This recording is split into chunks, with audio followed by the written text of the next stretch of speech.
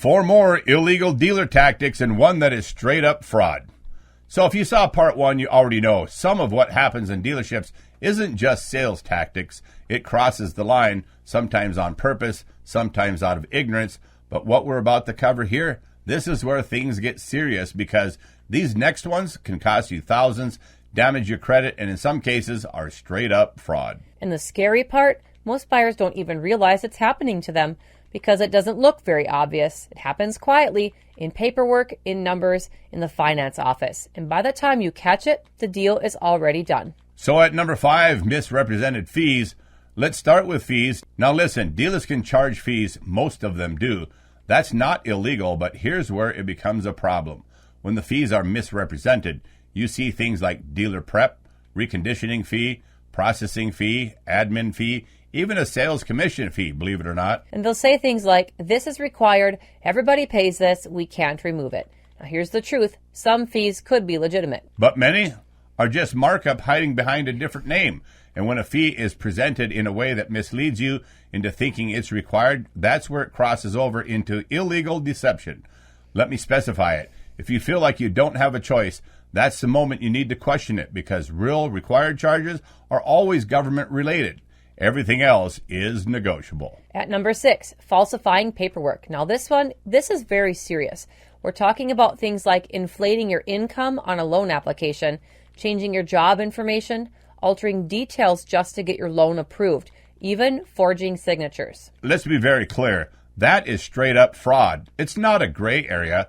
It's fraud. And yes, it happens. Because the goal is simple. Get the deal approved, get it funded, get paid. And most buyers never check this paperwork later. Exactly. Here's how you protect yourself. You make copies of everything you sign. You compare it to what the lender has on file. Because if those don't match, you've got a serious problem. And here's the scary part. Sometimes it's done, they say, to help you.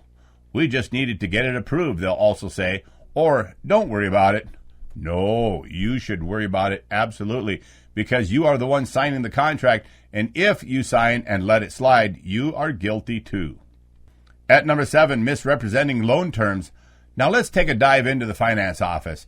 This is where most people lose control of the deal. You agreed to one set of numbers, the price, the interest rate, a monthly payment.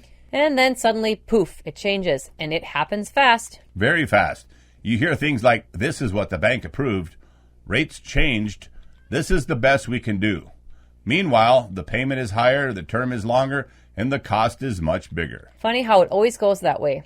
And most people don't slow it down. That's the key. If loan terms are misrepresented or disclosures aren't accurate, that can violate federal lending laws. But here's the real world problem. People don't read it. They trust the explanation instead of verifying the numbers. And that's where thousands of dollars of your money disappear. Let me give you the simplest rule here. If the numbers changed, stop. If you don't understand something, also stop. If you feel rushed, stop again, because once you sign, it's your contract. Number 8, the trade-in payoff failure. Now let's talk about something that can really hurt people. You trade in your vehicle. If you still owe money on it, the dealer says, we'll pay it off. Sounds simple, right? But what if they don't pay it off? Now you've got your old loan still active and your new loan, 2 payments, and you might not even know it right away. Until you get a call or a late notice in the mail. Exactly. And that really sucks. Now, legally, the dealer can be held responsible, but that doesn't stop the damage up front. Your credit can take a huge hit. You're stuck dealing with the lender, and now you've got a mess to fix up. So here's the move. Always verify the payoff was done. Follow up with your lender. Don't assume it's being handled, because assumption is what creates the problem. Here's the reality in this situation. None of this is new. None of this is rare. It happens every day, and the reason it keeps happening is simple. Buyers don't know, or they don't push back. But now you know exactly what to watch out for. And that changes everything, because once you see it, you can stop it. Follow the homework, guys, so dealers can't rip you off. If you want your next deal structured the right way from start to finish, we do all the work so you don't have to.